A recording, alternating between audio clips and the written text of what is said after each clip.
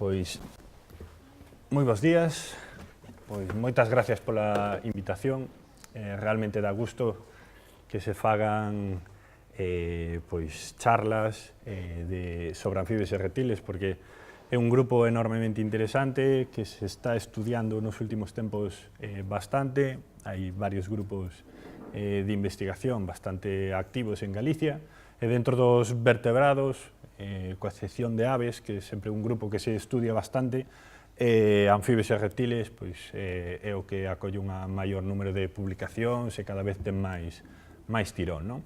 Eu vou vos comentar un pouco sobre distribución de anfibios e reptiles en Galicia, e tamén un pouco sobre conservación. Eu participei nun primeiro atlas que se fixo hai uns anos, que organizou a Sociedade Galega de Historia Natural, e agora a sección de Pontevedra, máis concretamente, e agora estamos traballando desde a Universidade de Coruña, e é unha das partes da miña tese, sobre un atlas moito máis grande, con moito maior esforzo de mostreo, sobre a distribución destes animais, non? Entón, vou a comentar así brevemente catro puntos polos que vai discorrer a miña presentación. En primeiro lugar,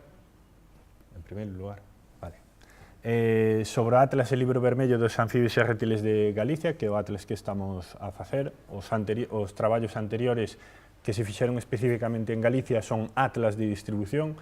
Nos vamos facer un análisis sobre o estado de conservación das diferentes especies que podemos atopar en Galicia, polo tanto, sempre se lle engade ese epíteto de Libro Vermello. E despois, un tema que a mí me interesa moito, que a segunda parte da miña tese traballa nese aspecto sobre a influencia de temperatura, humidade, é dicir, sobre variables climáticas na distribución das especies.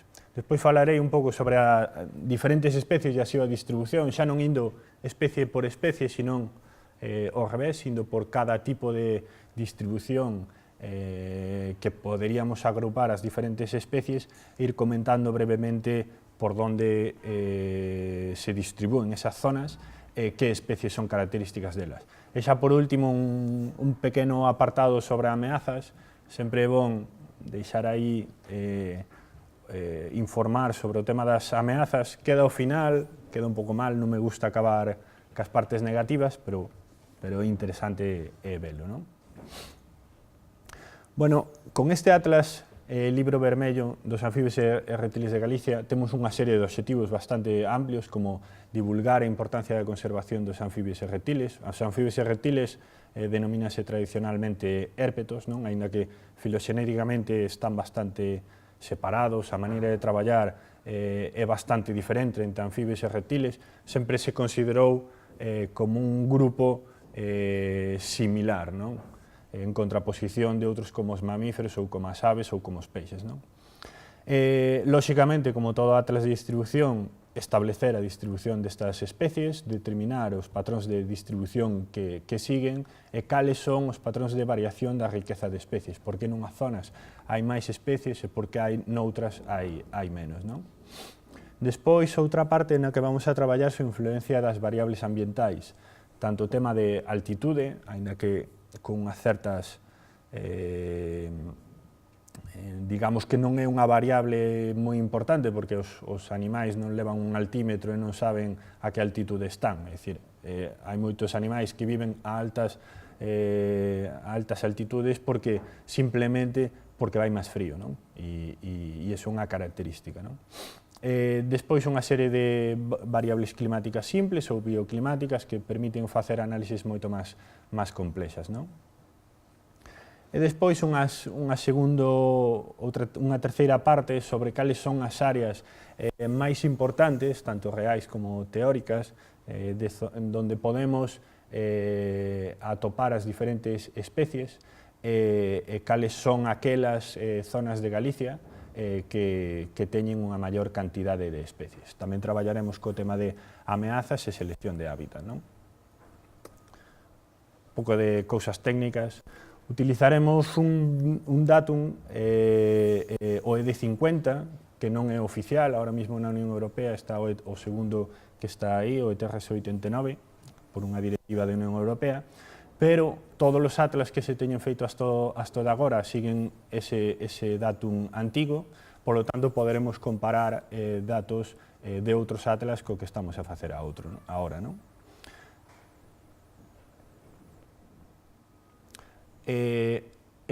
O datum, utilizar o sistema de coordenadas UTM permítenos traballar de maneira moi fácil con coordenadas. Por exemplo, nós aquí temos unha coordenada dun punto exacto e podemos transformalo a unha cuadrícula de 1 por 1 km, unha de 10 por 10 km, simplemente sacando números, non? Por dicirlo así, rapidamente, non? Isto nos permite crear todo un sistema de traballo con Excel que simplemente acortando diferentes longitudes das coordenadas nos permite crear facilmente mapas de distribución, non? A nosa área de traballo será a Comunidade Autónoma de Galicia, non solamente as UTM, sino estrictamente os límites dentro de Galicia, para poder comparar con outros atlas, principalmente. Un primeiro traballo que se fixo foi delimitar correctamente os límites e as cuadrículas. Había zonas que non se consideraban Galicia, pois xa se consideraban Portugal ou que eran mar aberto, entonces houbo anteriores atlas que sí que teñen estes erros. E despois, xa un pouco máis concretamente na maneira de traballar, na base de datos solamente se recollerán coordenadas exactas e UTMs cuadrículas UTMs de 1 por 1 km. Isto nos permite comprobar a observación, é dicir, se temos unha saramaganta, por exemplo, que é unha especie típica de regatos, co punto exacto nos sale no medio dunha chaira, na terra xa, pois sabemos perfectamente que esa cuadrícula, esa cita é errónea, non? Tamén vamos a facer unha serie de traballos de modelización predictiva, que é un tema moi interesante que se está traballando nos últimos anos, e despois unha serie de traballos de análisis posteriores, como rangos altitudinais, non? Por exemplo. Aínda que na representación usaremos probablemente as cuadrículas de 10 por 10 kilómetros, como noutros atlas que se están a desenvolver, non? Usamos habitualmente Excel. Curiosamente, eu traballo con sistemas de información xeográfica. Na maioría destes traballos, incluso a nivel estatal, como Atlas do Ministerio e da Asociación Herpetolóxica Galega, utilizan sistemas de información xeográfica, o que complica moitísimo a maneira de traballar. Nos usamos Excel, un programa sinxelo que ten calquera persoa, para que os propios participantes do Atlas poidan ter o seu Atlas propio, digamos, non? Isto nos ten unha serie de facilidades, de ventaxas, como a facilidade de uso. Todo o mundo, ou gran parte da xente, controla, domina Excel. Pódense facer con moita rapidez análises simples de abundancia de especies, sincronizar datos entre diferentes autores por exemplo, a utilización de programas habituais, non? Bueno, despois deste parte así un pouco máis teórica, a parte un pouco máis práctica, digamos que actualmente temos un esforzo de mostraxe enormemente elevado. Aí estades vendo un mapa de toda Galicia, cas 365 cuadrículas que hai en Galicia, e cada un deses puntos é unha observación de anfibios ou reptiles. É dicir, ata o momento non se ten feito un traballo con tanto esforzo, como veremos despois nas diferentes comparativas, non? Incluso hai determinadas atlas, como por exemplo este, que foi o primeiro que se realizou, publicado no ano 1995, aínda que con datos de hasta o ano 1985-87, xenerado pola Sociedade Galega de Historia Natural, unha asociación conservacionista que ten traballado moitísimo con atlas de distribución. Non solamente con anfibios e reptiles, sino tamén con aves, con mamíferos e últimamente con carábidos, un grupo de insectos. Como vedes, neste primeiro traballo xa non hai 365 cuadrículas en Galicia, xa non se chegaron a mirar, a ter unha observación en todas as cuadrículas. Vedes como zonas, isto é ao lado de Vilalba, isto é cerca de Lugo, zonas que teñen 10 por 10 km, é dicir, 100 km cuadrados, que é unha extensión moi grande. Non se ten detectado ningunha especie, non? Posteriormente, fixose un traballo moito máis complexo que recolle o traballo anterior da Sociedade Galega de Historia Natural do ano 1995 e completa moitas máis observacións. Sobre todo, aumentouse na zona de Coruña, onde traballa Pedro Galán, e despois tamén bastante na zona de Vigo, con diferentes persoas que traballan nesta zona, e zonas de Xurés e de Verín, non? É dicir, houve un gran aumento, pero como vedes, aínda non se chegou ás 365 cuadrículas, é dicir, non se viron anfibios ou reptiles en todas as cuadrículas existentes, non? Vedes que agora xa non son cuadrículas polo centro, cuadrículas grandes, sino que son cuadrículas costeiras, pero que, sin embargo, e a experiencia non lo demostra, prácticamente en calquer sitio de Galicia se pode atopar polo menos unha especie de anfibio ou reptil, non?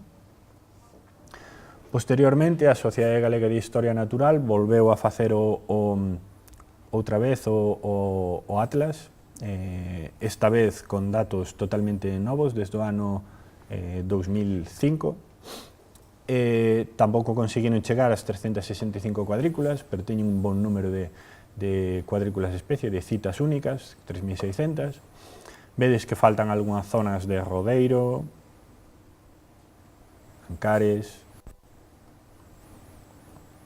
zona de Cies, zona de Tui, Verín, pero digamos que a cobertura xa é un pouco máis homoxénea e máis amplia. Pois no traballo que estamos a facer ahora mismo, non? Sí que completamos todas as cuadrículas, incluso hai determinadas cuadrículas como esta que vedes aquí abaixo. Isto é en Trevinca, é unha zona que prácticamente é como este escenario, e aí atopamos 4 especies de anfibios e reptiles. E é unha zona de alta montaña, serán uns 1.700 metros de altitude. É dicir, en calquera zona de Galicia, e a experiencia non lo está a confirmar, podemos atopar diferentes especies de anfibios e reptiles. Por exemplo, esta en Verín é o río Támega e é exclusivamente 15 metros da ribeira, non? E tamén hai 4 especies, ou zonas como en Tui, que é prácticamente línea de costa. Facendo unha comparativa, estes datos non están publicados, por eso pon aquí en preparación, que serán publicados probablemente a finales deste ano. Aquí temos o número de cuadrículas, é dicir, se sumamos cada unha destes números que vemos aquí, daríanos 6.176 para o atlas que estamos facendo, e o atlas de Ministerio 4.800, é dicir, temos un maior coñecemento sobre a distribución dos anfibios e reptiles en Galicia, non? Podemos ver que todas as especies, tuvemos unha serie de criterios, como por exemplo que todas as cuadrículas que tuveran un 10% de territorio en Galicia, en terra firme, lóxicamente, tuveran polo menos 10 especies, en menos unha zona aquí en Tui e esta zona en Caurel, zona norte de Caurel, que pronto revisaremos, pues prácticamente está cumplido o obxectivo.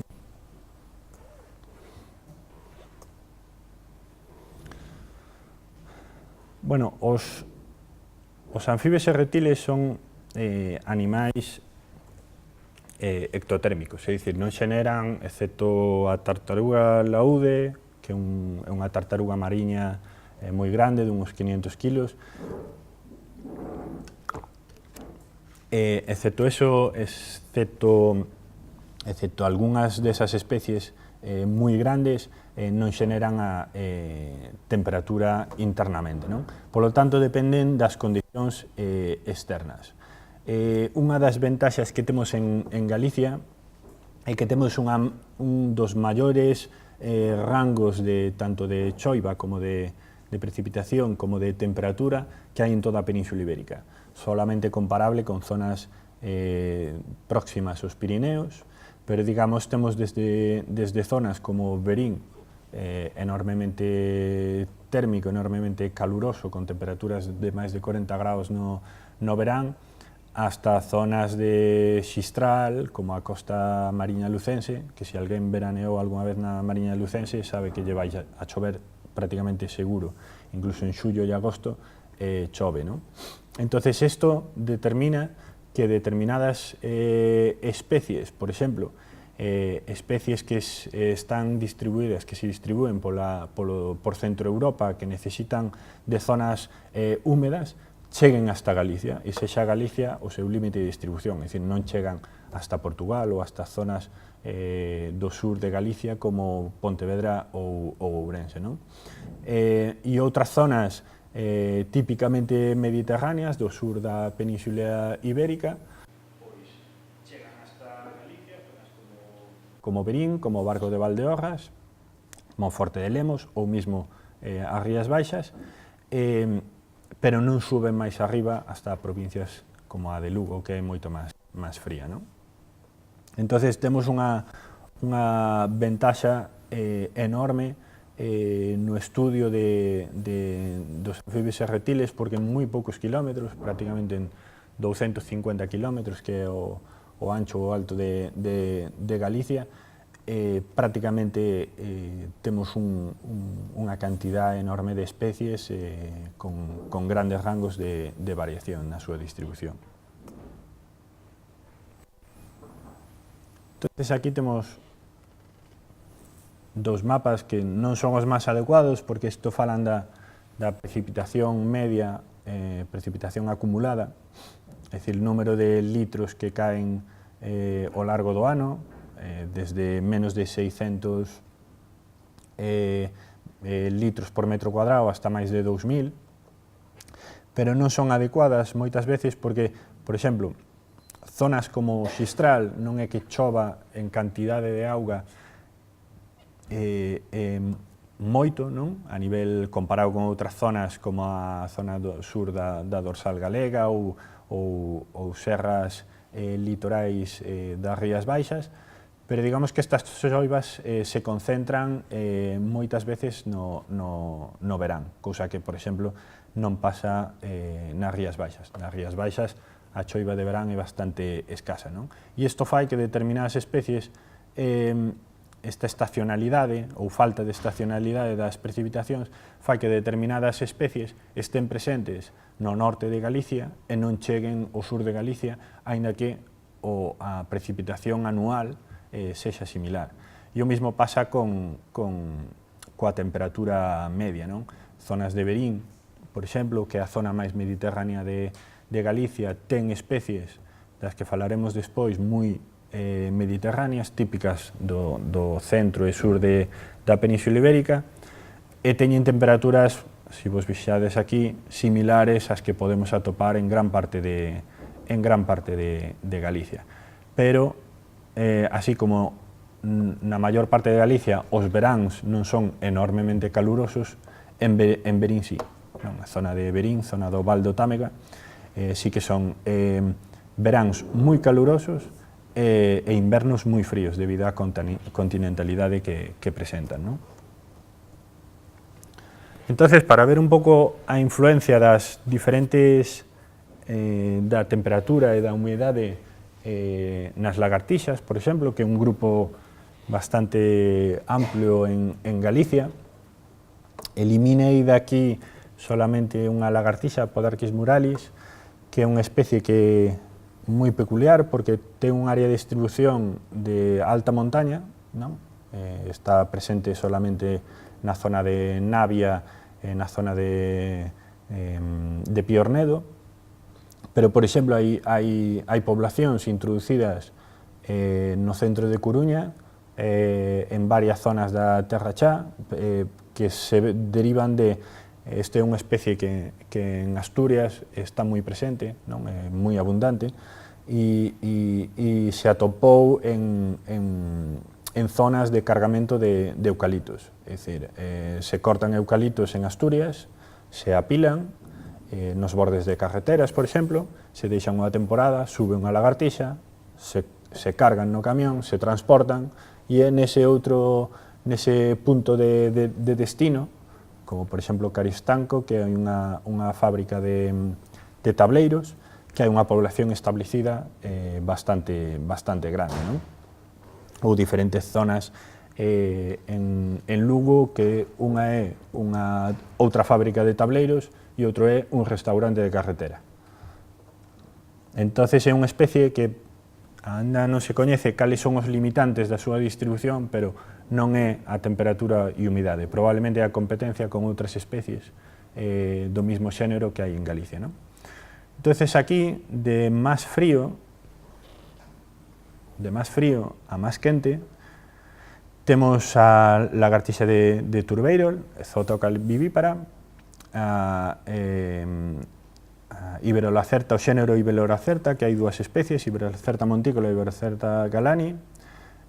Entonces vamos pasando por outras especies que aguantan máis esas zonas non tan frías, como Podarquis bocagei, a lagartixa galega, Podarquis hispánica, a lagartixa dos Penedos, xa é moito máis térmica, ou lagartixa rabuda, Samadromus algilus, ou a que non aguanta en lugares fríos, sino que necesita zonas moi quentes, como o Valdeorras ou Berín, como a lagartixa cincenta, non?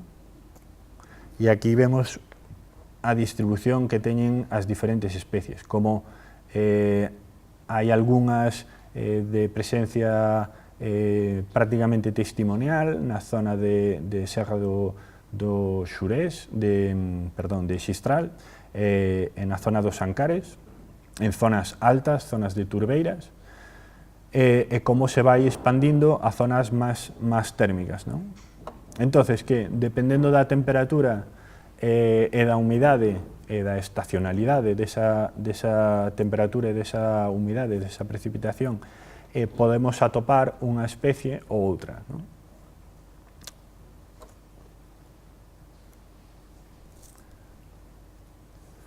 Agrupando así un pouco as especies de máis frío, de zonas de máis frío, as especies que se denomina máis de tipo eurosiberiano, a especies de zonas máis quentes, de zonas máis mediterráneas, a que ten un área de distribución máis limitada e que solamente está presente en zonas moi frías e con características moi eurosiberianas, é dicir, cunha pluviosidade elevada na época de verán, e, por exemplo, a Zootoca vivípara, a lagartixa de Turbeira, xa o propio nome o indica. É unha especie que está asociada a turbeiras, que son zonas enormemente húmedas, prácticamente encharcadas, e esta especie vive prácticamente na auga, é dicir, está prácticamente continuamente neste tipo de hábitats con moito musgo do xénero Sphagnum e determinadas especies de matorral características destes ambientes. É unha lagartixa de color así bastante pardusco, cabeza moi corta, e está presente desde aquí, Galicia, é o seu límite suroccidental da súa distribución hasta a isla de Sajalín en Xapón. É dicir, é unha das especies de maior área de distribución. Na Península Ibérica é bastante escasa, solamente está na zona norte. E nos aquí podemos ter solamente na Serra Xistral, nas zonas de Turbeira e nas zonas de Ancares, nas zonas de Piornedo, zona alta de Piornedo, non? Outra especie máis de rango de presencia en zona eurosiberiana, aínda que cunha maior extensión, xa colle gran parte da Mariña Lucense, toda a zona de montaña oriental galega, ten algunhas poblacións na zona do Mandeo, aquí en Sobrado dos Monxes, no propio convento de Sobrado dos Monxes, e no Monte Pinto, e dúas poblacións separadas, unha en Manzaneda, na zona de Manzaneda, no macizo central ourensán. Todas estas poblacións son da especie Iberolacerta montícola, e temos aquí na zona de Trevinca, tamén contactando con a zona de Teleno, Montes de León, Iberolacerta galani, que é unha especie que se agrupa habitualmente para explicala porque é realmente moi parecida entre sí, ¿no? Entonces, Iberolacerta montícola e galani, que son moi parecidas, como dixen, son unhas lagartixas de color moi verdoso, que durante a época de inverno son marróns, con flancos marrón moi oscuro e o dorso cun marrón máis claro, pero que chega a época primaveral, a época reproductora, e os machos adquiren uns tonos moito máis brillantes que lle axudan a destacar para a atracción das femias, non? Con barriga moi verdosa, non?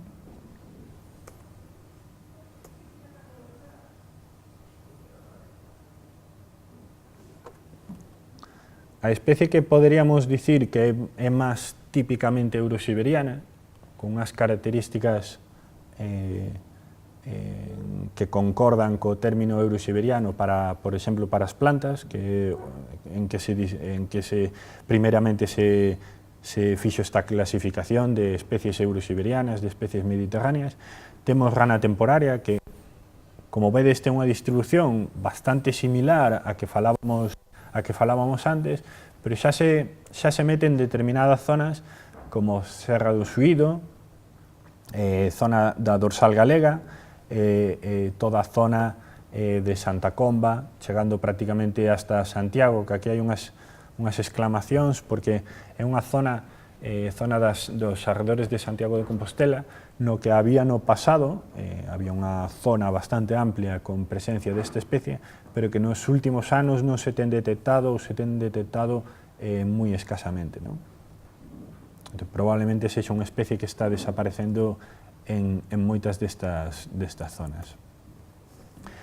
É unha especie, así comparando ca máis coñecida ra verde, é unha especie de un pouco máis de tamaño máis reducido, de colores pardos, cunha o que se denomina unha máscara facial, esta máscara que se pode ver aquí, máis oscura na zona dos ollos. Ten os laterales de color verdoso e unhos pliegues moi marcados na zona do dorso, non? A barriga é totalmente blanca, en contraposición de outra especie que está presente en toda Galicia, a rana ibérica, a ra dos regos, en castelán rana patilarga, que ten a barriga moi pigmentada, non? E esa sí que habita en zonas de regatos, por exemplo, ríos e regatos. E esta máis zona vive en zonas de prados, bosques, carballeiras, digamos, é unha especie máis forestal, máis de sitio máis terrestre, e a outra especie de máis de regatos e ríos.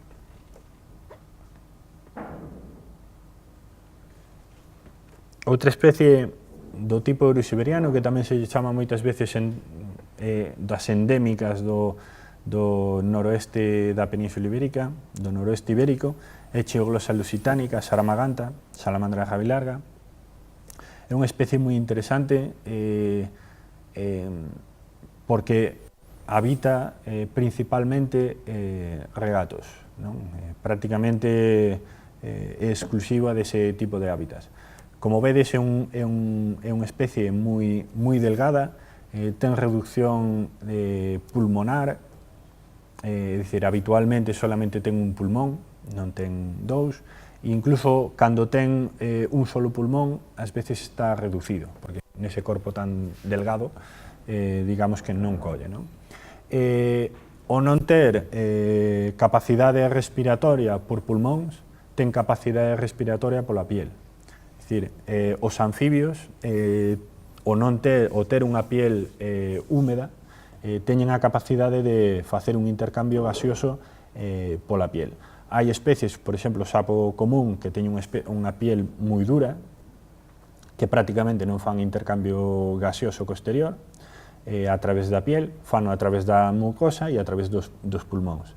E outras especies, como Chiglosa lusitanica, sí que teñen unha piel moi fina e poden facer ese intercambio gaseoso pola piel, non? Pero eso para que ese intercambio gaseoso se realice, ten que estar a piel completamente húmeda. Por eso tamén é moi importante que cando se collan determinadas especies de anfibios, como é o caso desta especie, as mans deben estar o máis frías posibles e húmedas, porque senón podese irritar a piel dese exemplar, non? É unha especie bastante curiosa porque ten moitas peculiaridades que non teñen moitos outros anfibios. Un é o tipo de respiración que fai, pero tamén teñen autotomía, é dicir, poden perder a cola, como fan as lagartixas. É unha característica prácticamente única en todos os anfibios, en todos os urodelos, os anfibios con cola de Europa, e que utilizan, ademais, a cola moitas veces como órgano de reserva de grasa. Incluso se perden a cola, a reproducción é máis complicada e non teñen as suficientes reservas alimenticias en forma de grasa para completar o seu ciclo reproductivo, non? Esta xa é unha especie de carácter eurosiberiano, non está presente en zonas máis calurosas de Ourense, pero tampouco está na zona da Terra Chá, porque na Terra Chá non existen regatos como tal. É dicir, pode haber ríos, pero ao ser unha zona moi chaira, non hai unha gran oxigenación da auga, nin hai unha zona húmeda. E o verán, ademais, é enormemente seco, non?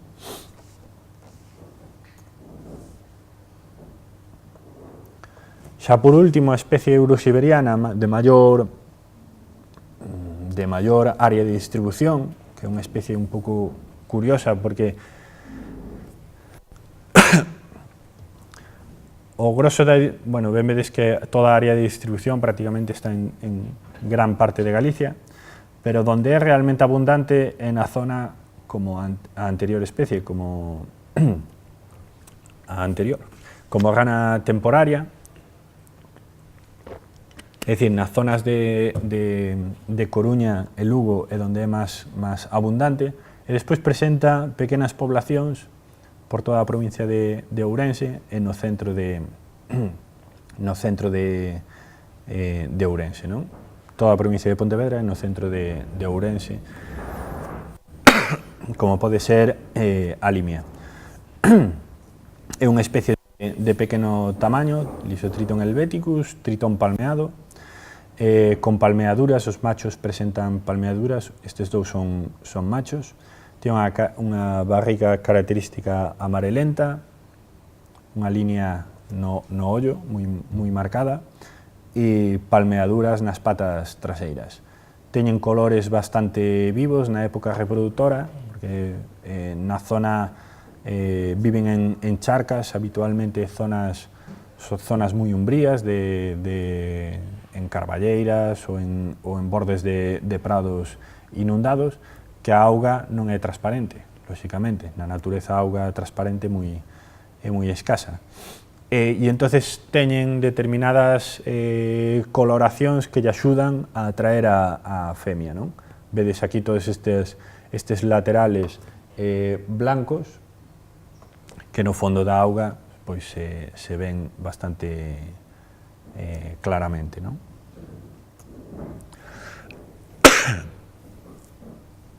Despois temos outras especies que son exactamente o contrario, que son aquelas especies mediterráneas, é dicir, típicas do centro e sur da Península Ibérica, pero que están aquí, chegan aquí a Galicia a zonas do sur, non? Principalmente na zona de Verín, do Val do Támega, e na zona do Barco de Valdeorras, non? Distínguense dentro destas as que son mediterráneas térmicas, é dicir, de zonas moi calurosas na época de verán, e o que tamén lle chamamos Mediterráneo húmedo, que se inclúe tamén as Rías Baixas, que non é mediterráneo segundo as clasificacións botánicas, pero sí que ten unhas características de temperatura moi suave e permite que haxa determinadas especies que están presentes, por exemplo, na maior parte da Península Ibérica, no centro e sur. Blanus cinereus está presente solamente na zona de Verín, Gudiña, Ríos, zona de Oimbra, eses 3-4 concellos.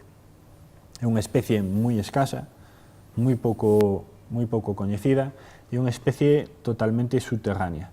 É dicir, parece unha lombriz, unha miñoca, como podes ver aquí, ten unha serie de anéis, ten uns pequeniños ollos que prácticamente se ven aquí, pero prácticamente é cega, é dicir, non ten capacidade de ver formas, polo menos considérase que non ve formas, sino que ve luces. Entonces, porque na súa vida subterránea non lle fai falta ese sentido. Ten un sentido do olfato moi ben desenvolvido, e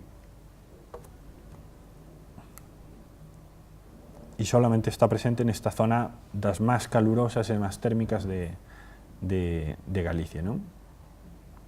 Na zona, tamén temos na zona de Verín outra especie, Tarentola mauritánica, a salamanquesa, que ten un nombre autóctono vernáculo en galego, que se chama ladra.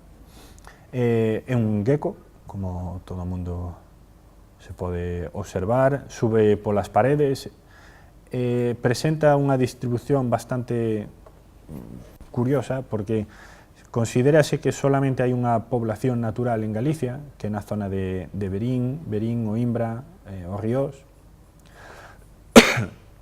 Vilar de Bos, zona principalmente en zonas de penedos graníticos, e despois tamén está presente probablemente por introducción desde montes próximos en diferentes aldeas, como pode ser Oimbra ou Vilaza, non? Pero despois temos unha serie de poblacións dispersas que parece que non siguen ningún patrón, pero sí que o teñen. Por aquí vai unha vía do tren. Este interrogante non é interrogante, xa está detectada isto en Monforte de Lemos, está detectada a especie tamén aquí. Aquí hai unha vía do tren que ven por aquí, despois sube unha variante hacia arriba, hacia Lugo, e outra que ven todo polas Rías Baixas, hasta as Rías Baixas, hasta o Baixo Miño. Isto é o Barco de Valdeorras, Vilamartín de Valdeorras, as dúas con estación de tren, Monforte de Lemos con estación de tren, este Ourense, cunha gran estación de tren. Isto está na zona de Ribadavia, que esta é a única que probablemente non se introducira polo tren, sino que é unha zona con moitos viñedos, e está presente nunha pequena aldea que ten varias adegas, e probablemente veña de transportar as botellas, palés con botellas de viño. En Tui xa está coñecida desde hai moitos anos, aquí tamén a estación de tren, Vigo, Vilagarcía de Arousa e Coruña. É dicir, a característica fundamental son vías de tren, outros tipos de entradas, como pode ser en palés de botellas de viño, ou grandes cidades, non? Pero, aínda así, temos unha especie, é dicir, é unha población, é unha especie autóctona, non? Que está presente na zona de Verín, pero con poblacións alóctonas ou introducidas, non? e que se dan, ademais, moi ben. Por exemplo, a de Ourense é moi fácil de ver no verán, en agosto, xullo-agosto, é moi fácil de ver pola noite e está en plena expansión, non? Esta, por exemplo, é de Ourense, as dúas son de Ourense, e se ve facilmente en casas, en edificios da zona próxima á estación de tren.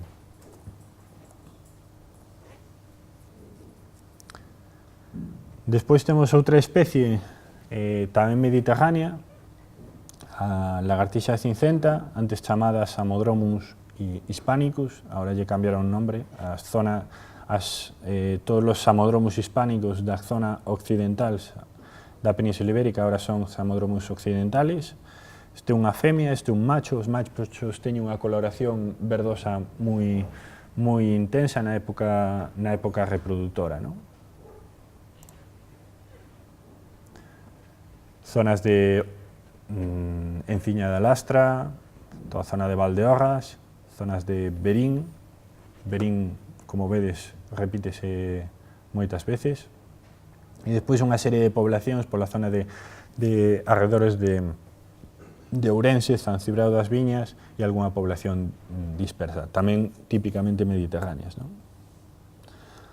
Ou unha especie como esta que puidemos ver hai uns anos nunha salida ao campo en Opereiro, que está na Gudiña, unha víbora hocicuda en castelán, víbora fuciñuda, tamén lle chaman na zona víbora de cordón, porque este zigzag se parece ás botas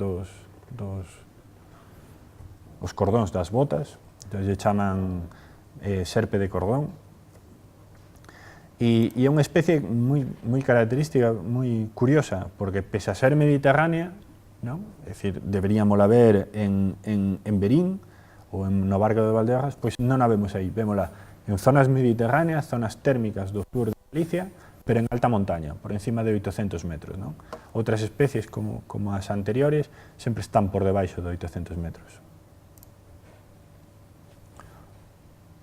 Despois están as outras especies que chamamos mediterráneo húmedo, que aparte de estar nas zonas do sur do Ourense, zonas máis térmicas do sur do Ourense, tamén están presentes nas Rías Baixas, non?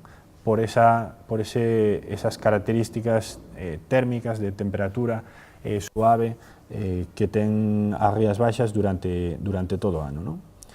Este é unha especie, un esgonzo, parecido a unha lagartixa, cun corpo máis grosso e patas moi reducidas, solamente con 5 dedos.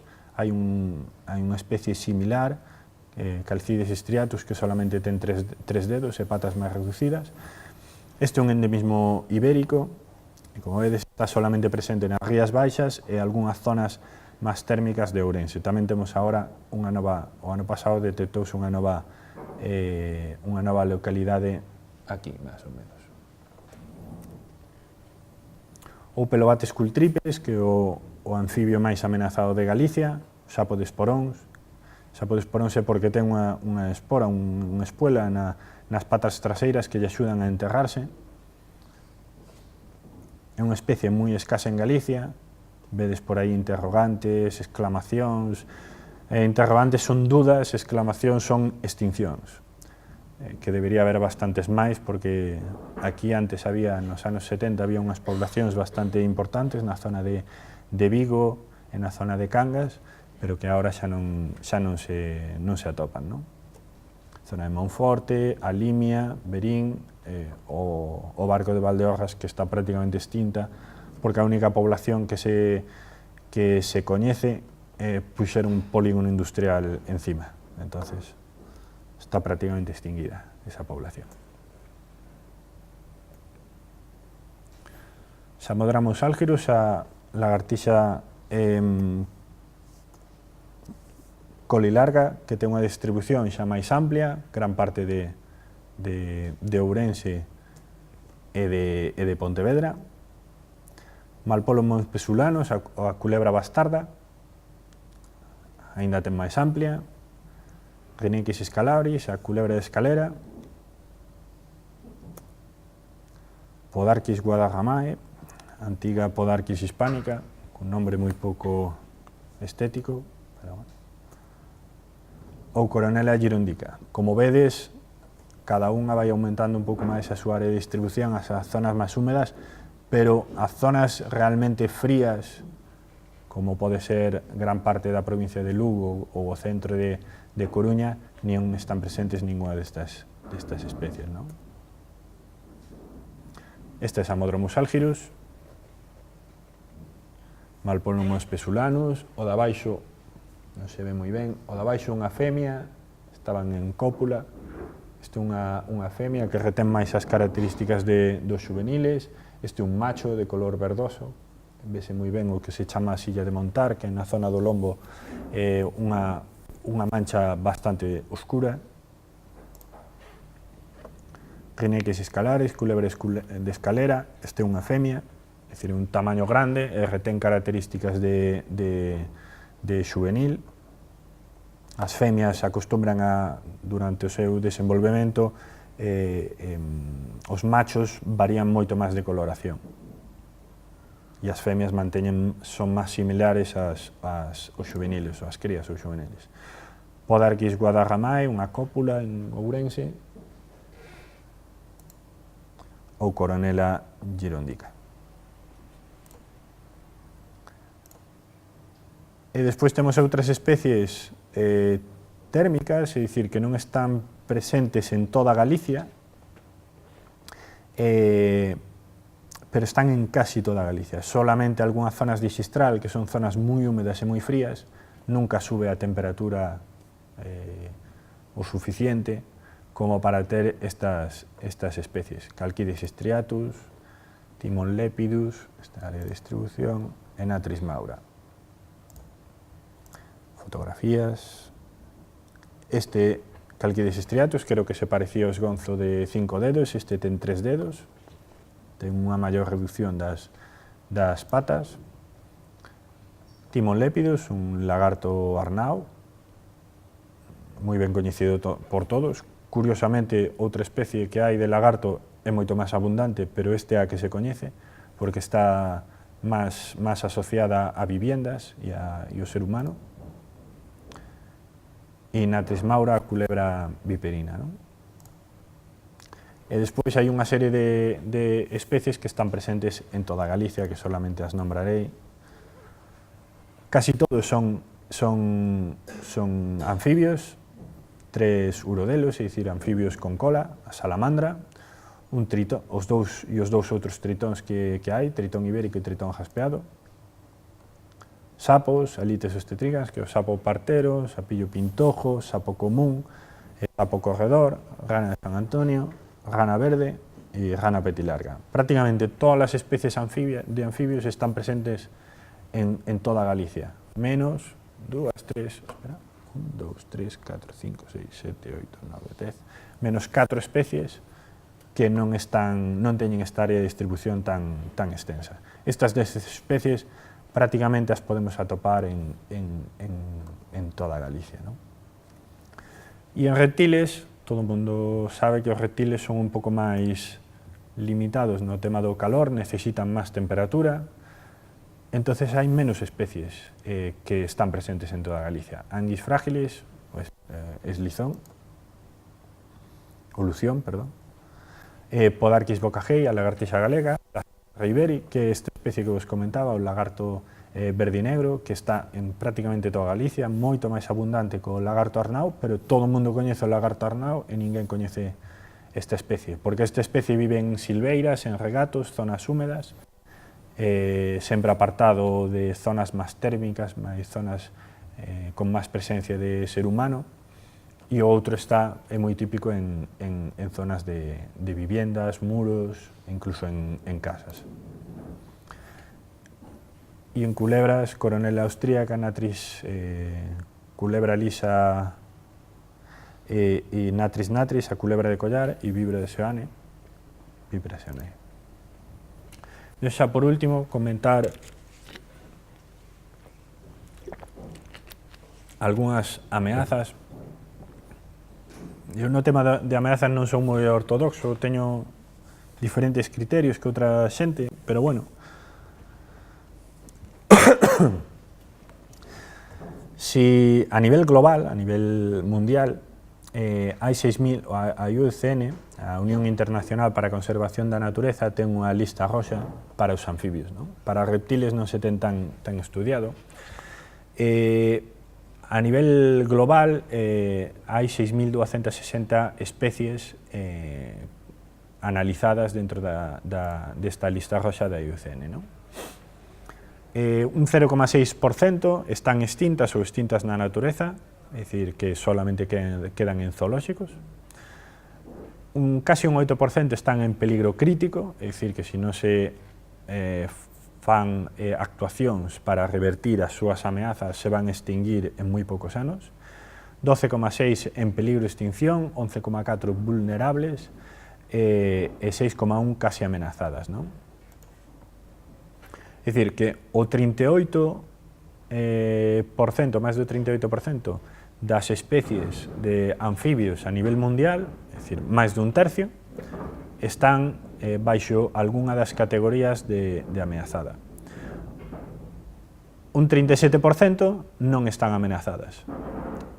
E un 25%, máis ou menos, teñense datos insuficientes. Resumindo, que de todas as especies coñecidas, a mitade están amenazadas e a outra mitade non están amenazadas. Isto é unha proporción enorme, non? Non hai outro grupo de vertebrados ou de animais que teña unha proporción tan grande, non?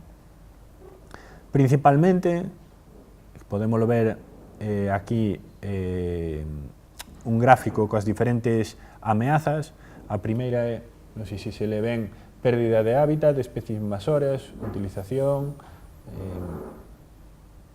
contaminación, este de aquí, máis de 1.000 especies están amenazadas por polución, hai máis de 1.000 que non se sabe por que están amenazadas, pero a amenaza principal, que casi son 4.000 especies das 6.260, están amenazadas debido á pérdida de hábitat, é dicir, a destrucción de charcas, a destrucción da selva ou dos seus hábitats, non? E isto vemos tamén en Galicia. Hai diferentes amenazas, como poden ser atropellos, pode ser contaminación, pode ser enfermedades emerxentes, pero realmente onde ves día a día a diversidade é na destrucción de humedales, como por exemplo desecamento de charcas ou colmatación de charcas, ou a destrucción de hábitats autóctonos como as carballeiras e outra serie de hábitats, non? Unha das principales ameazas, non directa, sino indirecta, é o abandono rural. Podemos ver un mapa da distribución densidade humana en Galicia, e vemos como as Rías Baixas e a zona de Coruña e de Santiago albergan a maior parte da población humana de Galicia, non?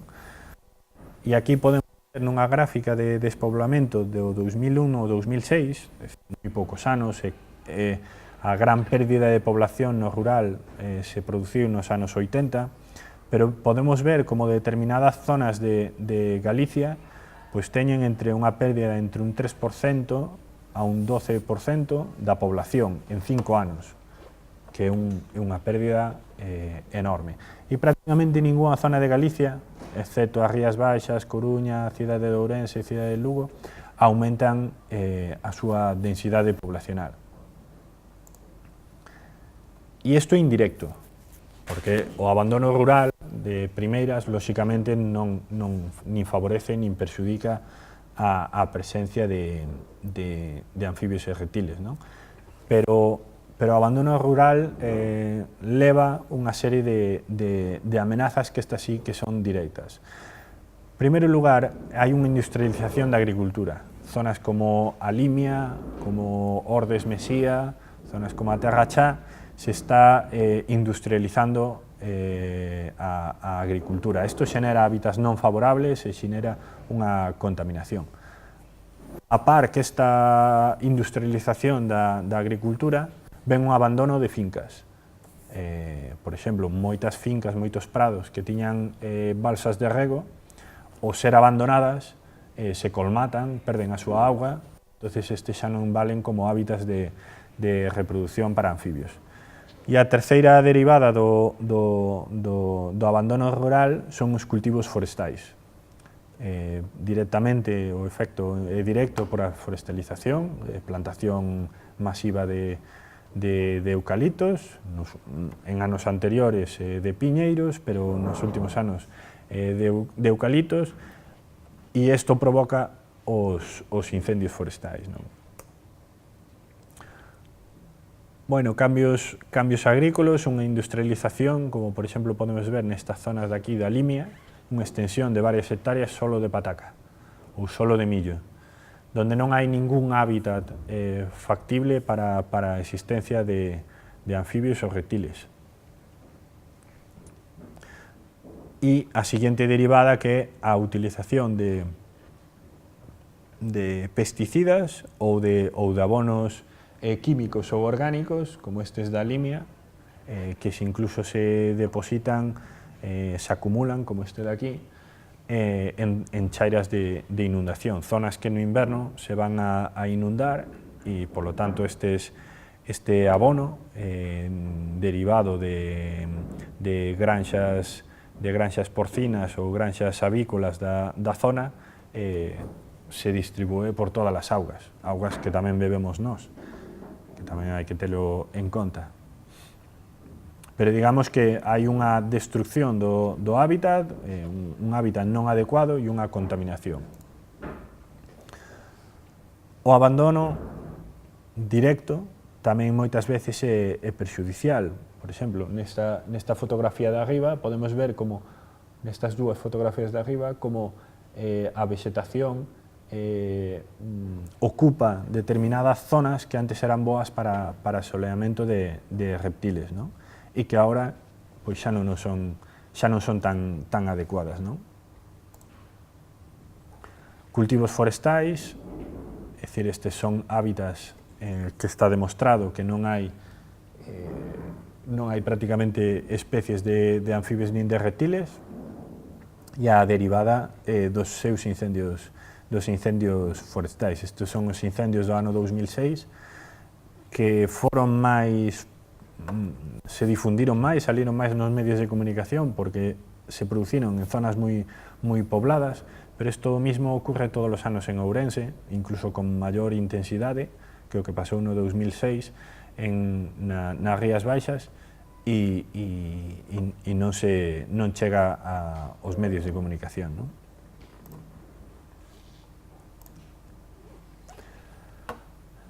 Despois, como en Galicia non é un grandísimo problema, pero sí que o é pola súa, chamémoslle, puntería, porque si queremos saber de onde había na antigüidade unha charca, unha zona húmeda, solamente temos que ir buscar polígonos industriais, colexos, pistas de fútbol ou campos de fútbol. E con toda probabilidade aí houbera no pasado un lugar húmedo, unha zona, un encharcamento.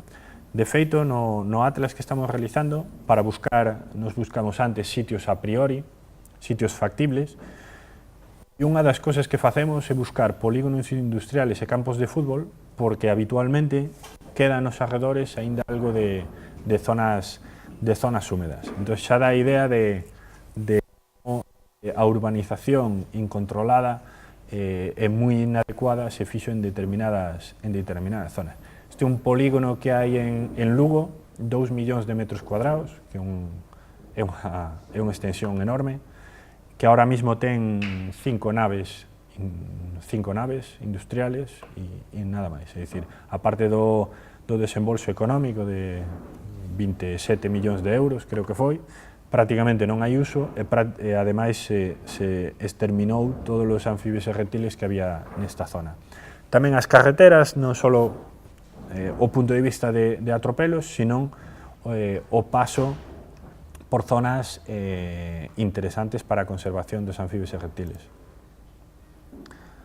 Por outra banda, as especies invasoras, que en Galicia non son tan importantes, non causan tantas amenazas como noutras zonas. Aquí temos unha gambusia, que é moi problemática no sur da Península Ibérica, aquí non tanto. Black bass, que está presente en Coros, o Carassius auratus, un carpín dorado, que isto está presente sobre todo nos arredores de Coruña e en determinadas zonas de Ourense. Parece que teñen unha tradición de liberar estes animais. E o bisón americano. Son problemáticas, son un peligro para a conservación de moitas especies, pero esta realmente é o gran problema. O cangrexo americano, Procamberus clarki, que esta sí que está distribuída por gran parte de Galicia e incluso ten producido extincións masivas de especies. Por exemplo, o embalse de Cecebre, próximo a Coruña, Betanzos, nos anos 80-90 tiña unha población de anfibios e reptiles impresionante, das millores de Galicia.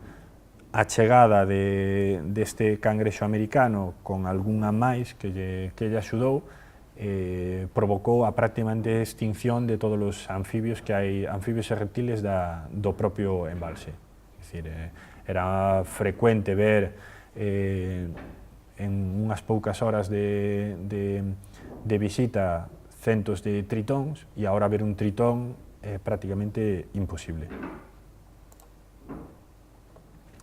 E despois os atropelos, que cando pensamos en atropelos e con medidas correctoras para evitar os atropelos, sempre se pensa nesto, nas grandes vías de comunicación, e isto non é correcto. Pode ser unha barreira, é dicir, evita o paso, pero non causa grandes amenazas a nivel de atropelos. Outra cousa é que houbera 5 autovías, como hai en algunhas zonas, que eso sí que produciría moitos atropelos, pero hai que darse conta de que estes hábitats son enormemente malos e os anfibios activamente evitan estas. Non é o problema de atropelos, sino estas cousas, estas pequenas carreteras tan frecuentes en Galicia, que parece que non fan nada, son as realmente peligrosas, con cunetas ás veces inundadas, e o paso de un único coche ou de 3 ou 4 coches durante a noite na época reproductora pode causar centos de mortes. Un dos casos así máis famosos é a zona de Fragas do Eume, que a carretera que vai desde o centro de interpretación hasta o mosteiro, que agora está cortada parcialmente, antes de estar cortada, pois realmente o paso de un único coche provocaba a morte de 50 ou 60 salamandras, solamente un coche, porque había miles de salamandras. Entonces, estas carreteras son moito máis peligrosas que autovías, e además son moito máis frecuentes. E xa nos últimos anos, para rematar, no tema de amenazas temos as enfermedades emerxentes, en concreto a quitiridomicosis, con 2 especies, aínda que aquí a que está presente a Dendrobatidis, que é un pequeno fungo que causa unha mortalidade masiva de anfibios. Son estes pequenos bichiños que se ven por aquí nesta fotografía del letrón. Entonces, ata o momento se ten detectado en todas estas zonas que están marcadas en roxo, segundo vedes aquí, é dicir, en gran parte da Península Ibérica. En Galicia, de momento, non se ten detectado quitiridomicosis, pero isto é, como a todo, cuestión de tempo, por desgracia.